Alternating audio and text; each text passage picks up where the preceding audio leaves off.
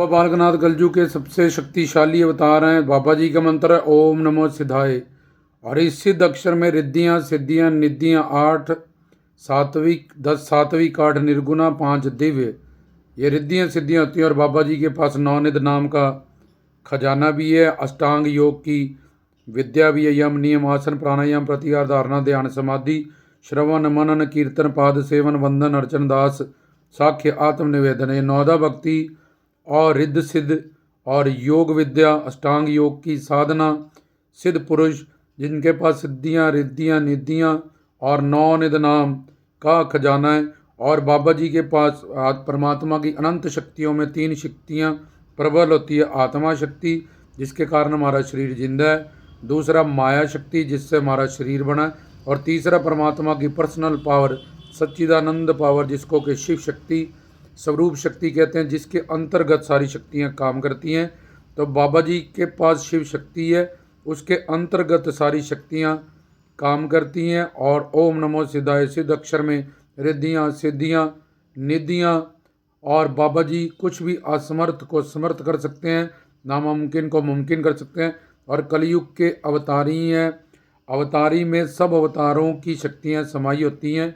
और बाबा जी कलयुग के अवतारी हैं, इसलिए सब अवतारों की शक्तियाँ समाई हुई हैं। उन्होंने ब्रह्मा जी की, विष्णु जी की, शंकर जी के, उनके सर्व अवतारों की शक्तियाँ भी बाबा जी में समाई हुई है। बाबा जी निर्गुण निराकार में शिव स्वरूप पूरी सृष्टि के को प्रकट करने वाले, पालन करने वाले, प्रलय करने वाले हैं, सबके कर्म बनाने वाले और पाप पुण्य का हिसाब रखने वाले, उसके मुताबिक उसको फल देने वाले हैं। जाकी रही भावना जैसी प्रभु मूर्ति देखी तिन जैसी।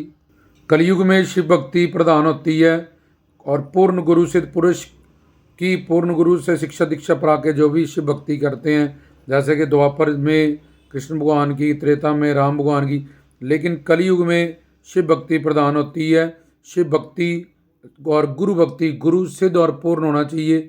शिव भक्ति और शिव भक्ति शिव शक्ति के अवतार बाबा बालकनाथ जो वात्सल्य रूप में अवतरित होकर आए, हमें नाम गुण रूप लीला धाम का चौक की कीर्तन करने के लिए उन्होंने अपना अवतार धारण किया, लीलाएं की, जगत का कल्याण किया।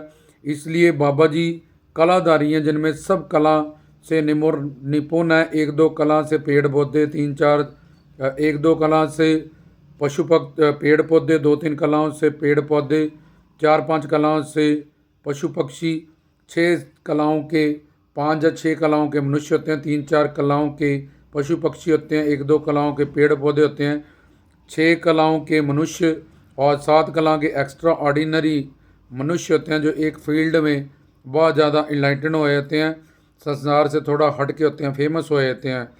और उसके बाद 8 कला से ऋषि मुनि होते हैं, 9 से 12 कला तक विष्णु जी के अवतार होते हैं, और 4 कलाएं और जोड़ तो कृष्ण जी के 16 गुना संपूर्ण उनको अवतार माना जाता है, 16 श्रृंगार किया जाता है।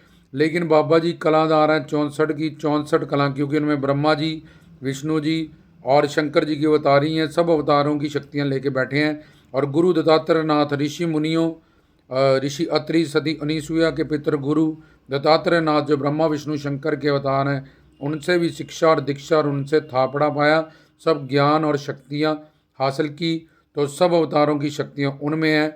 इसलिए प्रभु राम जिनको 12 कला, कृष्ण जी 16 कला, विष्णु जी के अवतार 9 से 12 कला, तो वो कलाधारी जो 64 कला संपूर्ण हो जाते हैं, उनमें शिव की निर्गुण निराकार सगुण साकार की सारी शक्तियाँ प्रकट है। भूख से, प्यास से, नींद से, बुढ़ेपे से, पाप पुण्य से, धर्म धर्म से, ये बाबा जी परे सत्य संकल्पा सत्य कामाएँ, सब शक्तियाँ उनके अंतर्गत काम करती हैं, क्योंकि उनके पास शिव शक्ति हैं। और बाबा जी की महिमा अपरंपार है, उनकी महिमा बयान नहीं की जा सकती है। और कलयुग के सबसे शक्तिशाली अवतार और कलयुग के अवतारी बाबा पौनाहारी जो सिद्ध हैं, सिद्धि सिद्धि निधि हर तरह के अनमोल दाते हैं, वो हमें बख्श सकते हैं। बहुत सांचे दरबार की जय।